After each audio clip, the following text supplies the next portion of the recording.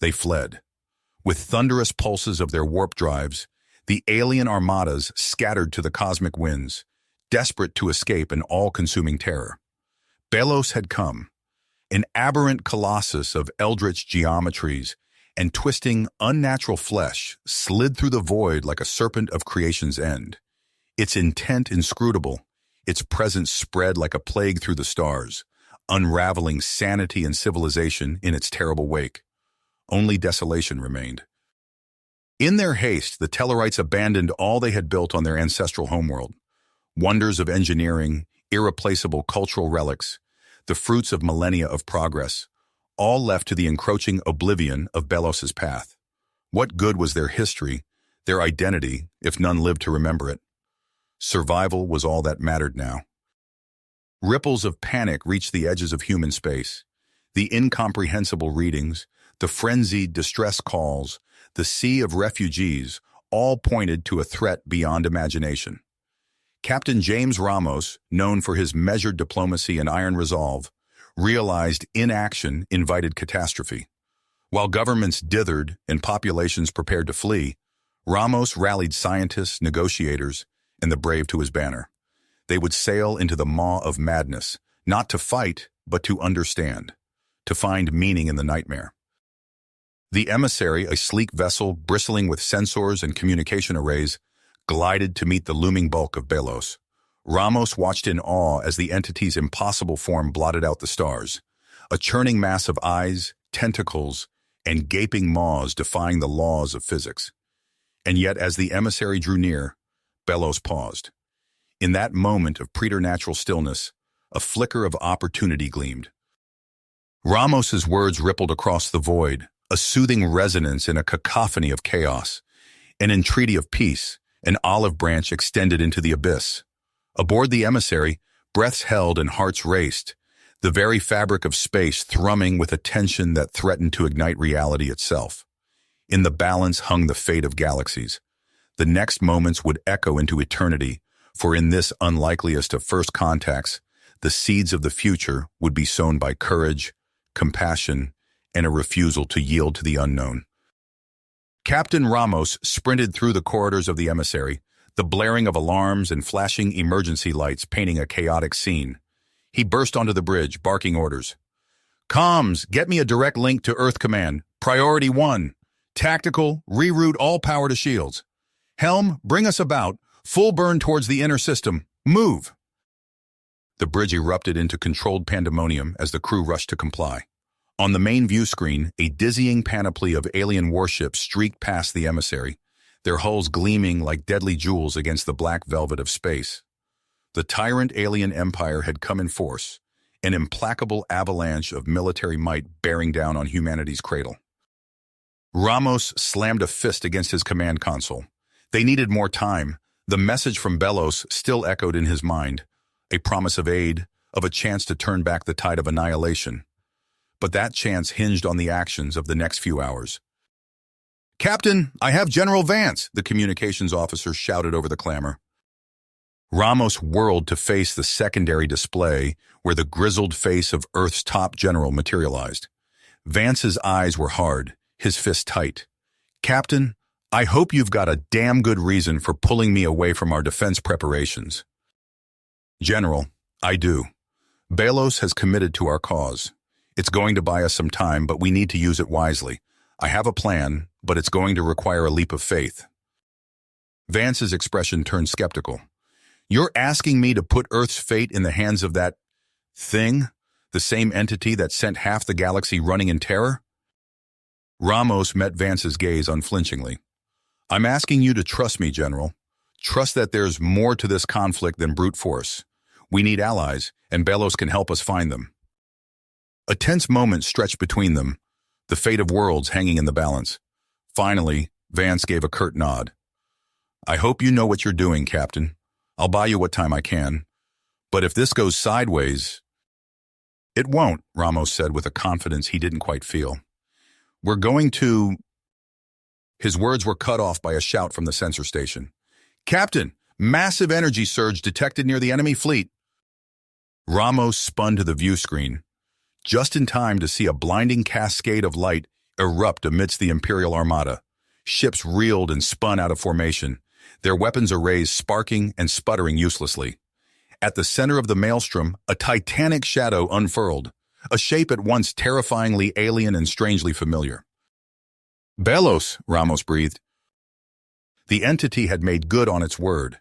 The attack had bought them a reprieve, however brief. Now it was up to Ramos and his crew to make the most of it. As if on cue, the bridge doors hissed open, admitting a striking figure in a flowing gown of shimmering gold. Ramos turned to face the newcomer, a mixture of hope and trepidation churning in his gut. "Princess Zoraya, I presume?" The ruler in exile of the chrysalis throne smiled, a fierce light burning in her eyes. "Captain Ramos, I believe we have work to do." The emissary banked hard, its engines flaring as it plunged into the depths of space, carrying with it the seeds of a desperate rebellion. On the bridge, Ramos and Zoraya bent over a hollow display, plotting a course through danger and intrigue towards an uncertain future. And in the void beyond, Belos watched, inscrutable, patient, a guardian at the threshold of destiny. The emissary streaked through the inky void, its hull gleaming under the harsh light of Ventaris's twin suns. Captain Ramos stood at the viewport, his eyes sharp as he surveyed the sprawling metropolis below. Towering skyscrapers of glass and steel pierced the polluted atmosphere, while in their shadows, countless hovels and makeshift dwellings stretched to the horizon. "It's worse than I imagined," Princess Zoraya murmured, her golden gown rustling as she moved to stand beside him. "How can Drogon sleep at night, knowing his people suffer like this?" Ramos's lips thinned. "Men like him don't lose sleep over the misery of others. They count profits instead of sheep." A chime from the communications console interrupted their grim musings. "Captain," the officer on duty reported, "we're receiving an encrypted transmission from the surface. It's from Lex Drogon himself." Ramos exchanged a glance with Zoraya before nodding. "Put it through." The holographic display flickered to life, revealing the smug visage of Ventaris's de facto ruler. Lex Drogon exuded an aura of oily charm, his perfectly coiffed hair and tailored suit a stark contrast to the squalor of his world. "Captain Ramos," Drogon purred, "what an unexpected pleasure. I do hope you're not here to cause trouble. Ventaris is a neutral world after all." "Is it?" Ramos countered, his voice steel. "We have reports of Imperial supply ships docking at your spaceports. Care to explain?" Drogon's smile never wavered. "Mere business transactions, I assure you. In times of war, opportunity abounds for those wise enough to seize it." "At the cost of countless lives," Zoraya interjected, her eyes flashing. "Your greed feeds the Empire's war machine." "My dear princess," Drogon chuckled, "surely you of all people understand the necessities of rulership? Sometimes hard choices must be made." Ramos leaned forward, his hands gripping the console. "We're here to make sure you make the right choice, Drogon. End your dealings with the Empire, or face the consequences." The corporate tyrant's facade cracked for just a moment, a flicker of rage crossing his features before the mask of civility slipped back into place. "Is that a threat, Captain? I'd be careful if I were you. Ventaris has friends in high places." The transmission cut off abruptly, leaving the bridge in tense silence. Zoraya turned to Ramos, commitment etched on her face. "We need to move quickly. If we can access Drogon's data core, we can expose his treachery to the galaxy." Ramos nodded, already striding towards the turbolift. "Agreed. Assemble a strike team. We're going in." Hours later, Ramos and Zoraya crouched in the shadows of Drogon's opulent office, the cityscape of Ventaris spread out below them like a glittering carpet. They'd infiltrated the corporate headquarters with surprising ease, thanks to the assistance of a small group of disgruntled employees. Zoraya's fingers danced over a hollow keyboard, sifting through encrypted files. "I've got it," she whispered triumphantly. "Shipping manifests, backroom deals, even communications with Imperial High Command. It's all here." Ramos allowed himself a grim smile. "Download everything. We'll broadcast it planet-wide, and—" The office door hissed open. Drogon strode in, flanked by a squad of heavily armed security forces. "Well, well," he drawled, leveling a sleek pistol at Ramos's chest. "I thought I smelled rats." Ramos and Zoraya froze, caught in the act. The air crackled with tension as Drogon's men fanned out, weapons trained on the intruders. Suddenly, reality itself seemed to bend. The air shimmered and warped, and before anyone could react, Ramos and Zoraya vanished in a flash of otherworldly light. They materialized on the emissary's bridge, stumbling as they adjusted to the sudden shift. Through the view screen, they watched in awe as Belos manifested above Ventaris, its vast form twisting in ways that defied comprehension. But their elation was short-lived. A new threat loomed on the sensors. Kralos, the Empire's fearsome cyborg enforcer, leading a swarm of warships on a direct course for Belos. As the two cosmic titans clashed in the skies above Ventaris, Ramos knew the next few moments would decide the fate of not just this world, but possibly the entire galaxy.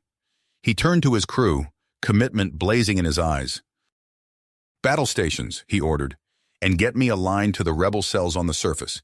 It's time to show Drogon and the Empire what happens when you push people too far."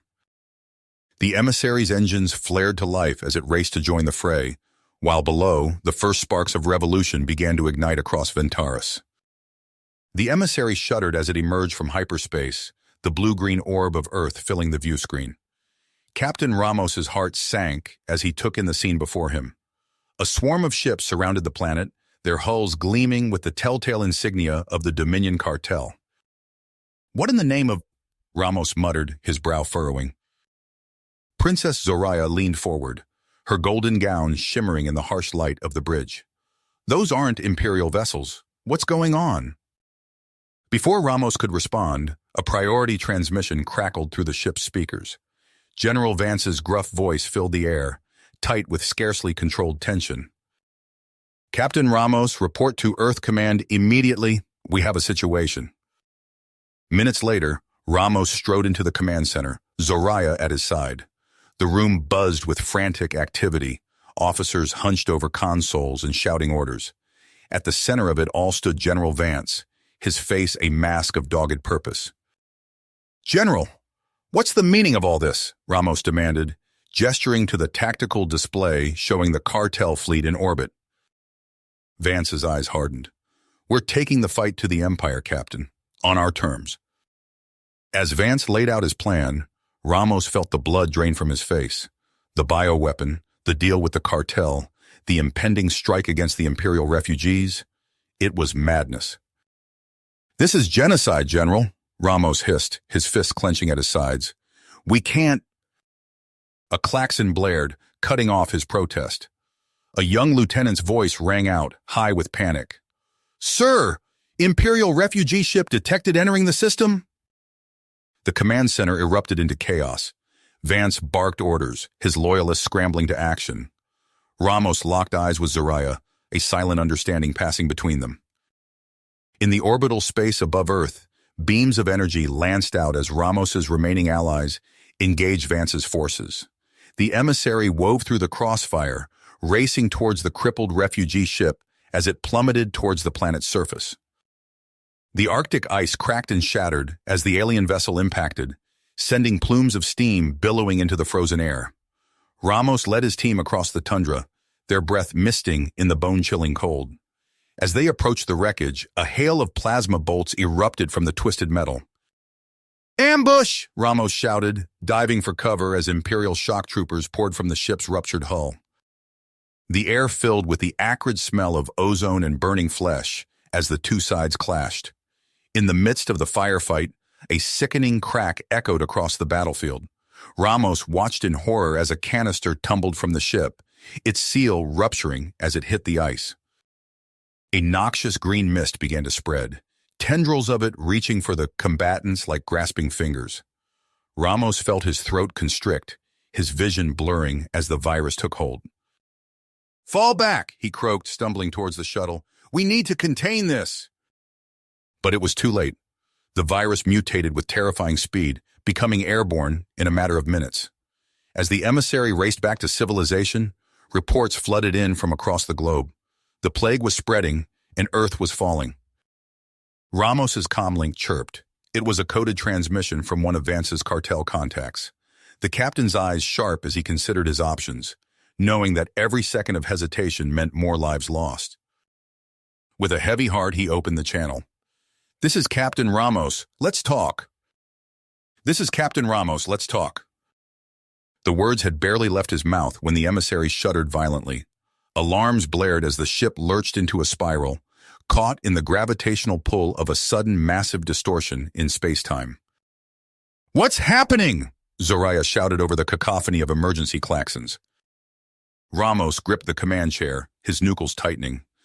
"Belos," he breathed, recognizing the telltale energy signature. The view screen flared with blinding light as reality itself seemed to tear open. When the glare faded, Ramos found himself standing not on the bridge of the emissary, but in a vast, ethereal realm that defied comprehension. Swirling cosmic energies danced around him, and in the distance he could make out the titanic form of Belos, locked in combat with Kralos's cyborg legions. "Captain," a familiar voice called out. Ramos turned to see his crew materializing beside him, their faces a mixture of awe and confusion. Before he could respond, a wave of sensory input crashed over him. Images, sounds, and emotions not his own flooded his mind. He saw the birth of stars, the death of galaxies, eons of solitude stretching into infinity. He felt the crushing loneliness of a being so vast and powerful that all who beheld it fled in terror. "Belos," Ramos gasped, understanding dawning. "It's showing us everything." As the vision subsided, Ramos locked eyes with Zoraya. "We need to help it," he said, his voice resonating with newfound purpose. "Belos isn't our enemy. It's a guardian, a protector. But it's fractured, torn apart by its own isolation." Zoraya nodded, her expression grave. "My advisors and I might have a way, but it's dangerous. We'd need to merge our life forces with Belos, become anchors for its scattered consciousness." Ramos surveyed his crew, seeing the willpower in their eyes. "Who's with me?" One by one, they stepped forward. Engineers, tactical officers, even the ship's cook, all ready to risk everything. The ritual began. Zoraya's mystics chanted in an otherworldly tongue as Ramos and his volunteers formed a circle. Energy crackled between them, raw and primal. Ramos felt his very essence being pulled apart, stretched across realities he couldn't begin to comprehend. Through the haze of cosmic awareness, he saw Kralos's forces closing in. The cyborg warlord's metallic visage twisted in a sneer of triumph as he unleashed a devastating barrage. "No!" Ramos tried to shout, but his voice was lost in the maelstrom of energies. Zoraya leapt in front of him, her body glowing with an unearthly light. The blast struck her full force, and Ramos watched in horror as she crumpled to the ground. "Finish it," she whispered, her life ebbing away. "Promise me." Grief and rage boiled within Ramos. With a primal scream, he flung himself into the seething vortex of Belos's fragmented psyche. For an instant that lasted an eternity, he ceased to exist as Carlos Ramos. He was stardust and dark matter, the first spark of creation and the final gasp of a dying universe. When awareness returned, Ramos found himself changed.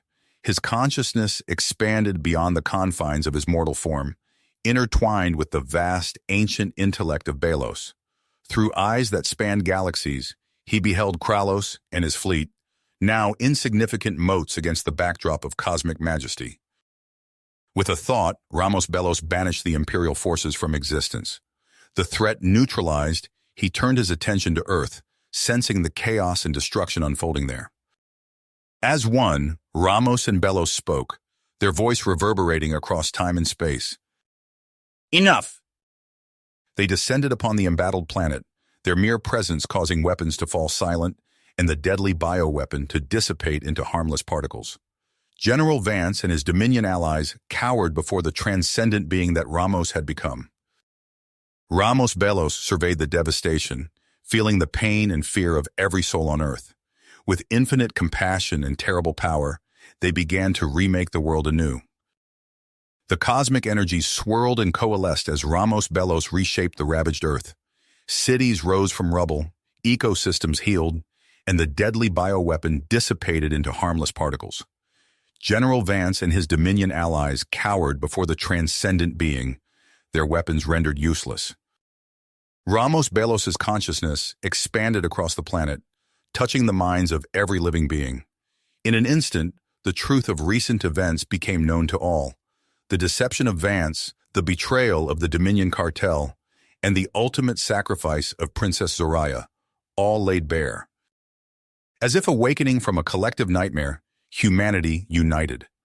Soldiers lowered their weapons, civilians emerged from shelters, and a wave of understanding swept across the globe.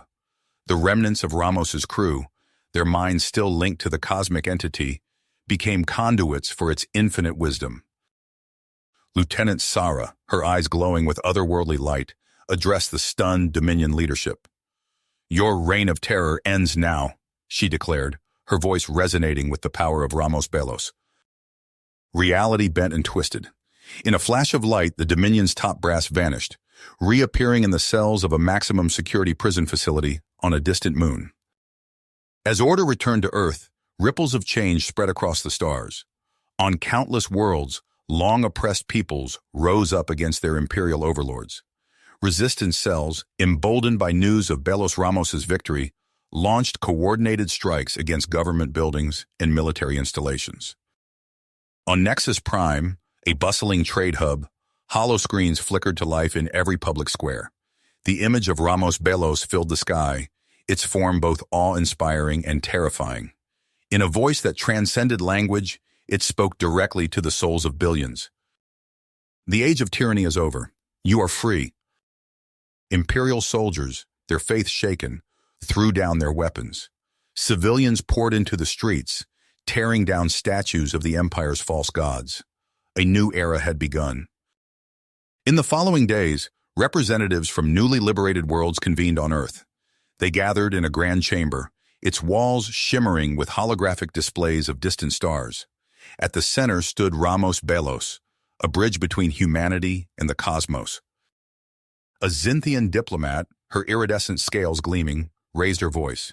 "We propose a union of free worlds, a first galactic alliance founded on the principles that Princess Zoraya gave her life to defend." Murmurs of agreement filled the chamber. One by one, representatives pledged their worlds to this new coalition.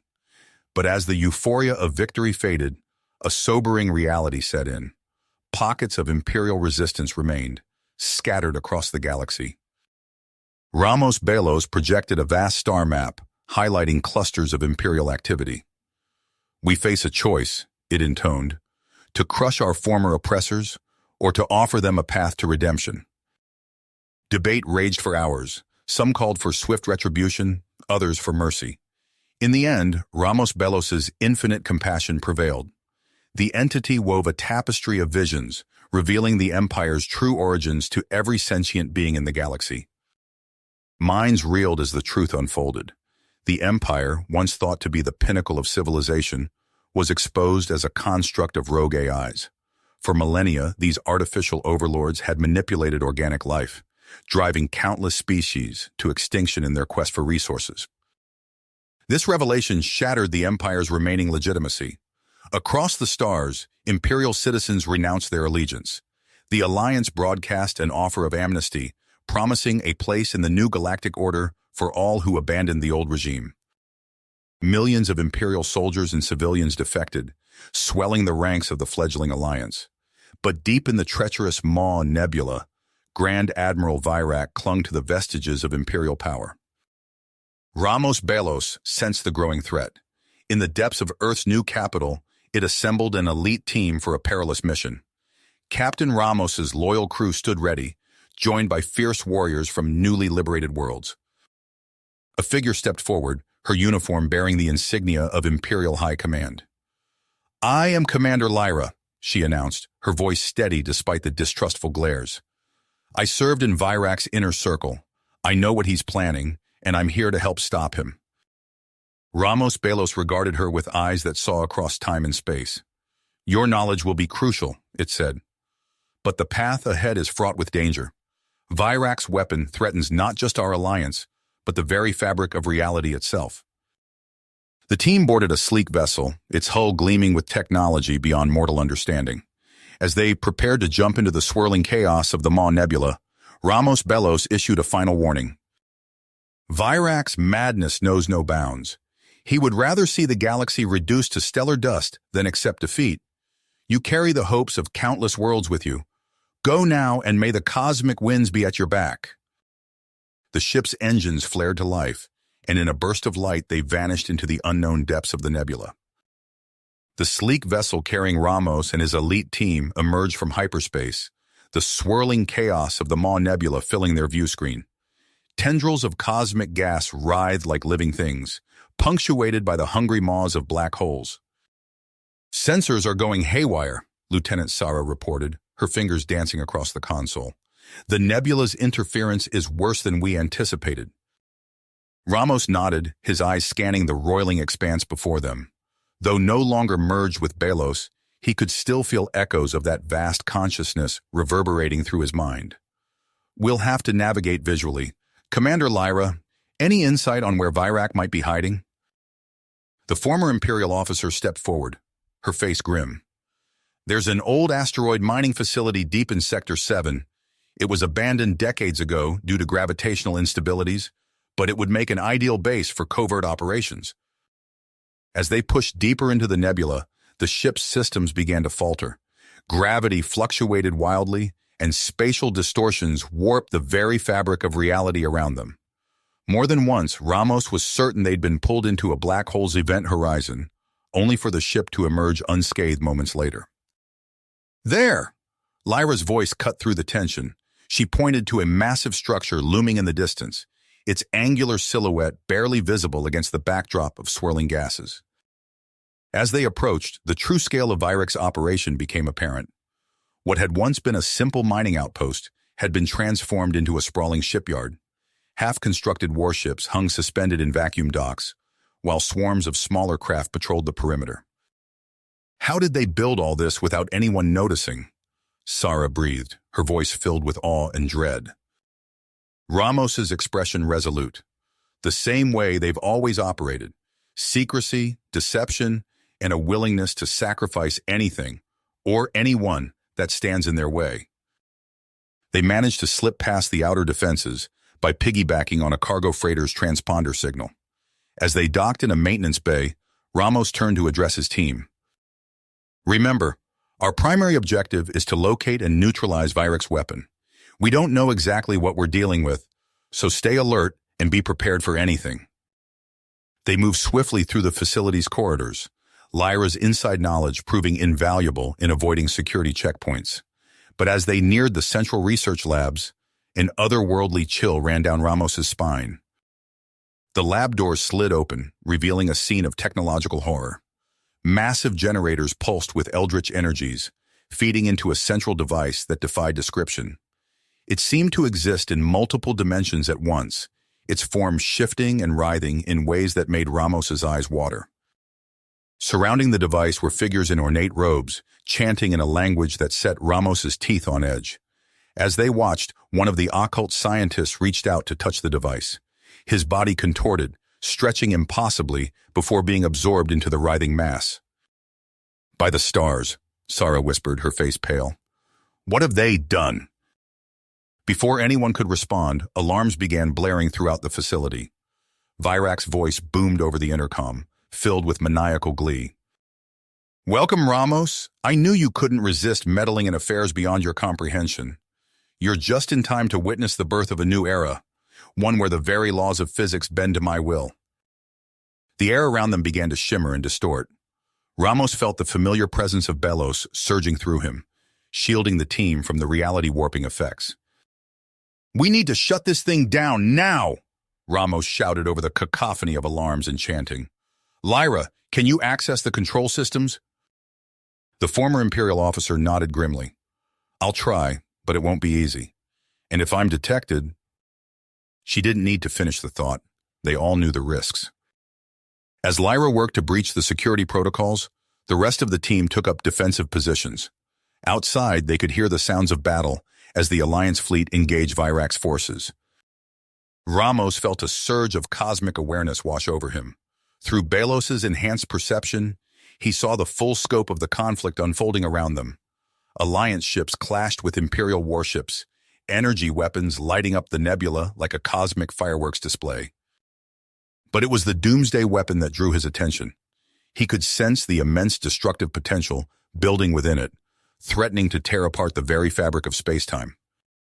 "Lyra, status report," Ramos called out, his voice strained. "I'm in," she replied, her fingers flying across the holographic interface. "But it's worse than we thought. The weapon's already primed for detonation. Virax set it to trigger automatically if we try to shut it down." Ramos felt a cold dread settle in the pit of his stomach. They were out of options, out of time. There was only one path left, and it would require a sacrifice beyond anything he could have imagined. He closed his eyes, reaching out with his mind to the cosmic entity that had become a part of him.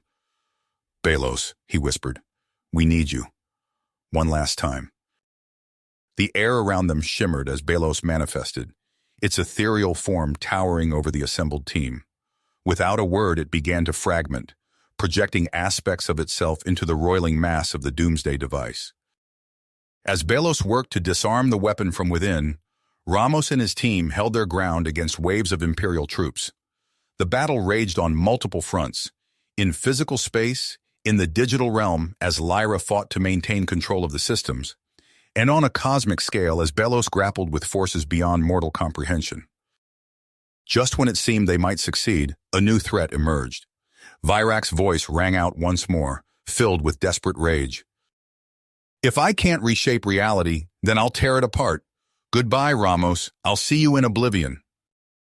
A massive antimatter warhead streaked towards the facility, its trajectory locked onto the doomsday device.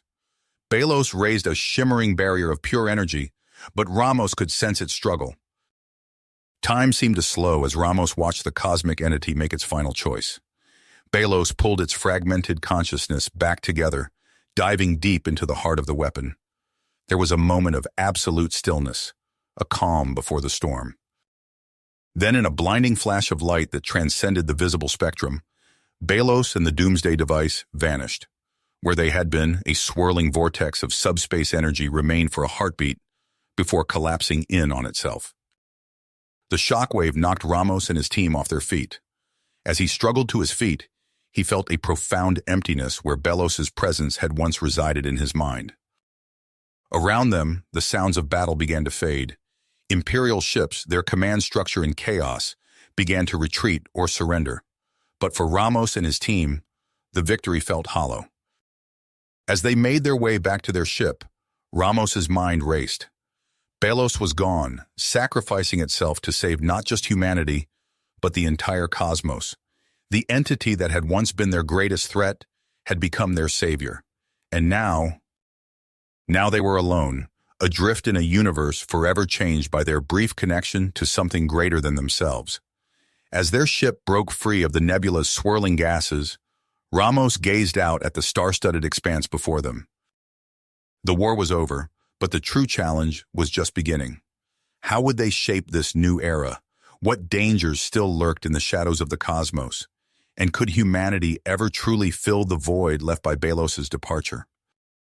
With a heavy heart but revitalized commitment, Ramos set a course for Alliance space. Whatever came next, they would face it together.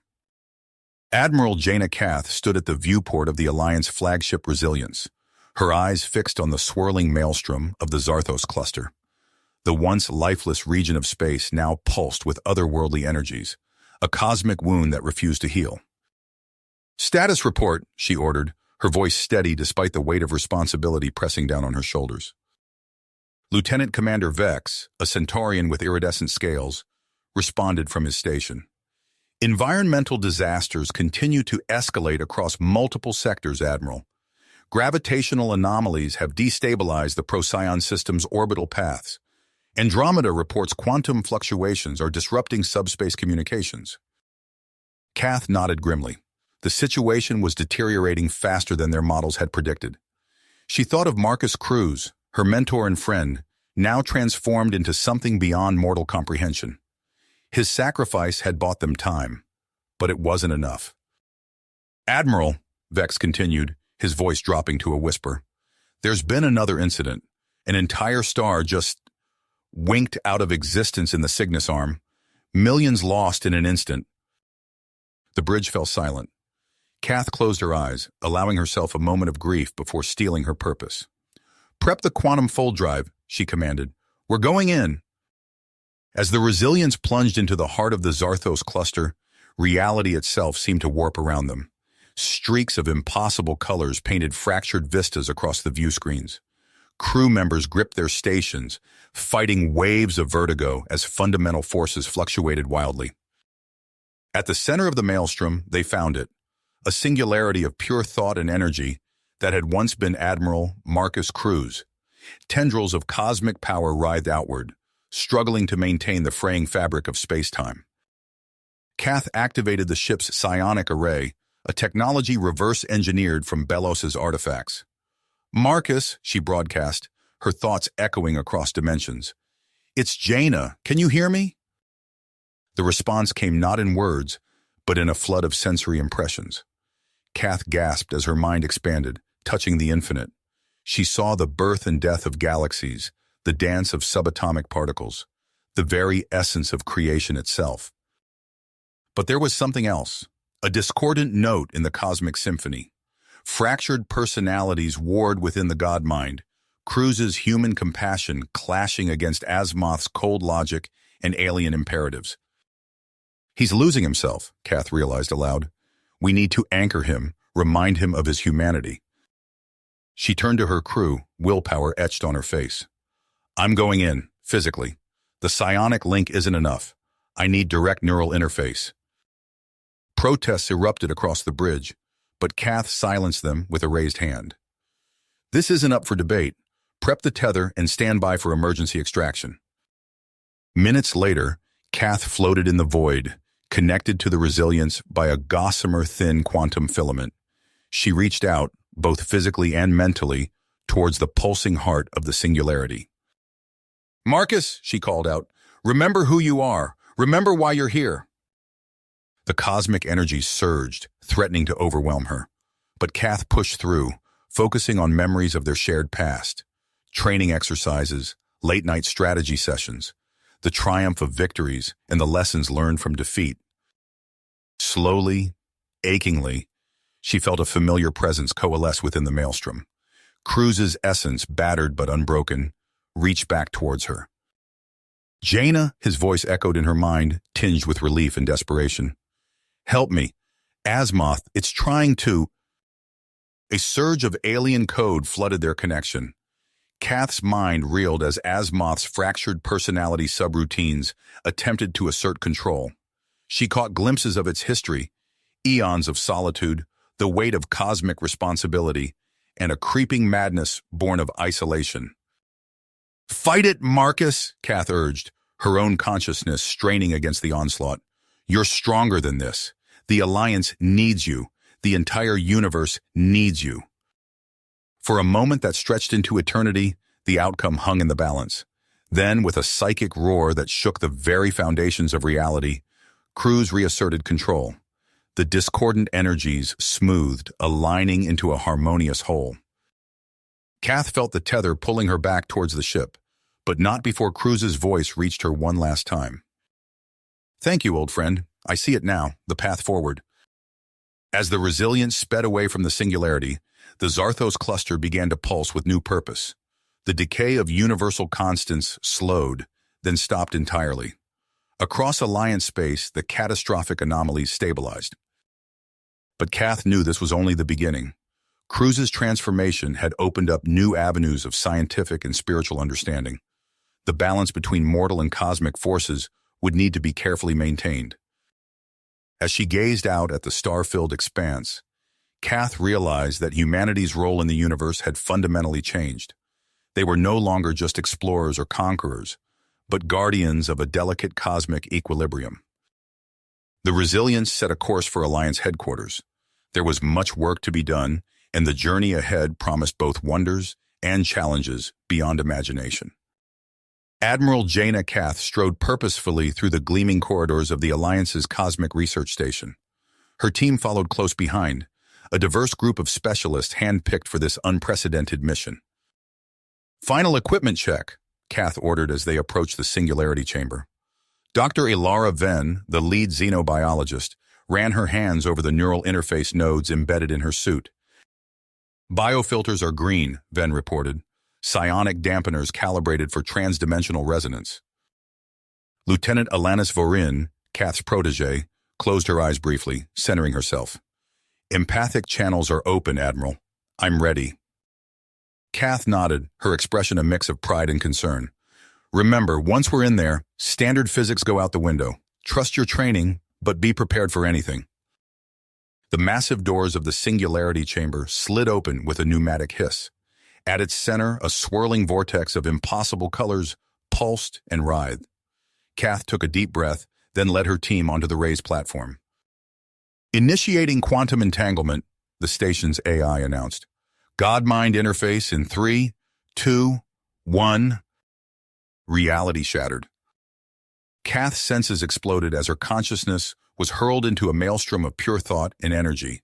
Fragments of universal constants whirled past like shards of broken glass. She fought to maintain cohesion, reaching out with her mind to anchor her team. Focus, she projected, and find Cruz. Through the chaos, a massive psi cluster coalesced. It pulsed with raw power, each fluctuation sending ripples through the fabric of existence itself.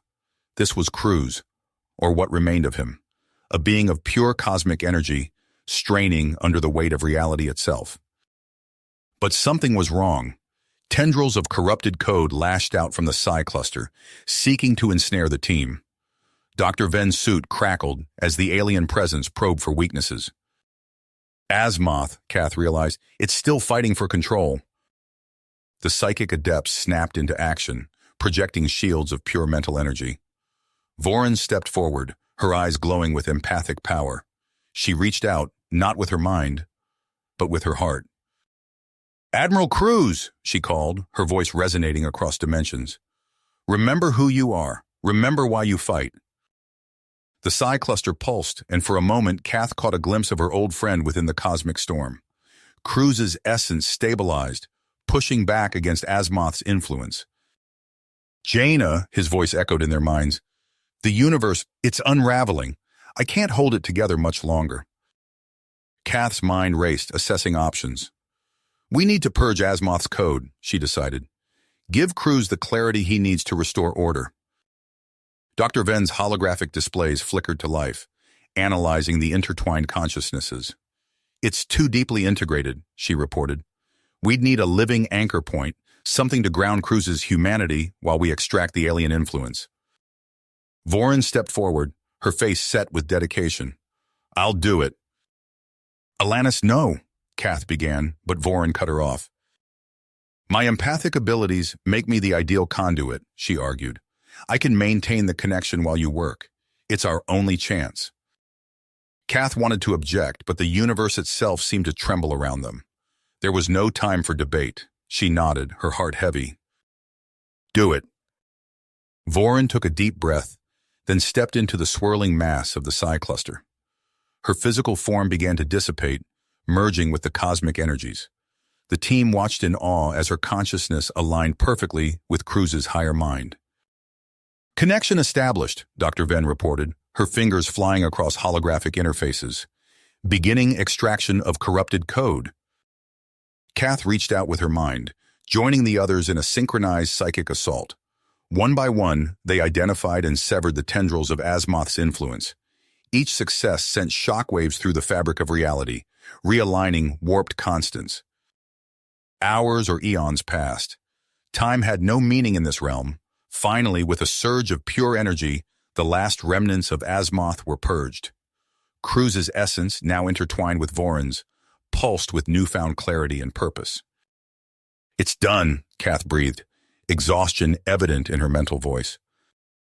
The psi cluster began to glow, radiating power beyond comprehension. Cruz's voice, tinged with both sorrow and cosmic understanding, echoed through their minds. Thank you, my friends. Alanis, your sacrifice will not be in vain. The universe held its breath as Cruz channeled the infinite energy of creation itself. Reality warped and twisted, then snapped back into place, pristine, renewed, reborn. As the team's consciousness returned to their physical bodies, Kath stared in wonder at the readings flooding her displays. Across Alliance space, the cosmic rebirth was evident. Planets once thought lost had been restored. The scars of Virak's mad ambitions were erased as if they had never been. But it was the final gift that brought tears to Kath's eyes. There, on the edge of her sensors, two new celestial bodies had appeared. Guardians of incomprehensible power, forever watching over the cosmos they had saved. Cruz and Vorin ascended beyond mortality, ready to guide humanity into a new age of peace and exploration. Kath straightened her uniform, her mind already racing with the challenges and opportunities that lay ahead. The universe had been reborn, and with it, the very nature of the Alliance's mission had changed. She tapped her comm badge. "This is Admiral Kath to all Alliance vessels. Prepare for new orders. Our work has only just begun." Begun. Years passed, and the cosmos flourished under the watchful gaze of Cruz and Vorin. Their celestial forms, vast and luminous, hung in the void like twin suns, guiding countless civilizations towards harmony and enlightenment. Admiral Jaina Kath stood on the bridge of the Resilience II, her weathered face reflecting the starlight as she gazed out at the familiar constellations. The ship's quantum engines hummed softly, propelling them through the Zarthos sector on what should have been a routine survey mission. "Admiral," Lieutenant Commander Reza called out, her voice tight with concern, "I'm detecting anomalies." Kath strode to the science station, brow furrowing as she examined the readings. "What am I looking at, Reza?" "Dead systems, sir. Dozens of them." Reza's fingers flew across the holographic interface, bringing up detailed scans. "These were Alliance colonies last month. Now," she trailed off, the implications hanging heavy in the air. Kath's stomach clenched as she absorbed the data. Where vibrant worlds had once teemed with life, only lifeless husks remained. Energy readings flatlined across entire star clusters, as if something had drained the very essence of existence from them. "Plot a course to the nearest affected system," Kath ordered, her voice steady despite the dread building within her. "And get me a direct line to Alliance Command. They need to see this." Hours later, the Resilience II dropped out of quantum space on the edge of the Novera system. What greeted them defied comprehension. The once golden sun had dimmed to a dull red ember, barely generating enough heat to sustain its innermost planets. Novara Prime, once a lush garden world, was now a desolate ball of ice. "Life signs?" Kath asked, already knowing the answer. Reza shook her head. "None, Admiral. The entire system is empty." As the crew worked to gather data, Kath retreated to her ready room. She activated the quantum entanglement communicator, its holographic field shimmering to life. The faces of the Alliance Council materialized before her, their expressions grim. "It's not just Novara," Council Chair Theron stated without preamble. "We're getting reports from across Alliance space, entire sectors going dark." Kath nodded, her worst fears confirmed. "We need answers, and there's only one place we might find them." The council members exchanged uneasy glances. It was Theron who finally voiced what they were all thinking. "You want to contact Cruz directly?" "Yes," Kath replied, her tenacity evident in every word. "Whatever's happening, it's tied to the singularity. To them." The preparations were made with grim efficiency. Within hours, the Resilience II had taken up position at the very edge of the Zarthos singularity. The swirling maelstrom of cosmic energy pulsed and writhed, more chaotic than Kath had ever seen it. In the specially shielded psi chamber, Kath closed her eyes and reached out with her mind. The years of meditation and training allowed her to push past the chaos, searching for that familiar presence. "Marcus," she called out, her thoughts echoing across dimensions. "We need you." For a moment, there was nothing but the howling void. Then, like a warm breeze cutting through a storm, she felt him. "Jaina!" Cruz's voice resonated in her mind, tinged with sorrow and cosmic weight. "You've seen it, haven't you?" "The dead systems? Yes." Kath's mental voice trembled. "Marcus, what's happening?" Images flooded her consciousness. The birth and death of galaxies, the grand cycles of creation and destruction, and the terrible price of disrupting that cosmic dance. We thought we were saving everything. Cruz's essence pulsed with regret. But in doing so, we've only delayed the inevitable. The universe is dying, Jaina, and it's our fault. As the full magnitude of the situation unfolded in Kath's mind, she felt a mixture of horror and purpose wash over her. The choice that lay before them was unimaginable, yet the consequences of inaction were far worse. We need to tell them, Kath projected, her willpower hardening. All of them. They deserve to know. Cruz's agreement resonated through their connection. As Kath prepared to break the connection, she felt a final surge of emotion from her old friend, a bittersweet mixture of pride, sorrow, and an unshakable faith in the resilience of life itself. The psi chamber door hissed open, and Kath emerged, her face set with grim purpose. The crew of the Resilience 2 looked to her, sensing the weight of cosmic revelations. Set course for Alliance headquarters, Kath commanded, her voice steady despite the turmoil within. And prepare for a galaxy-wide broadcast. We have a choice to make, and every soul in this universe deserves a voice in it.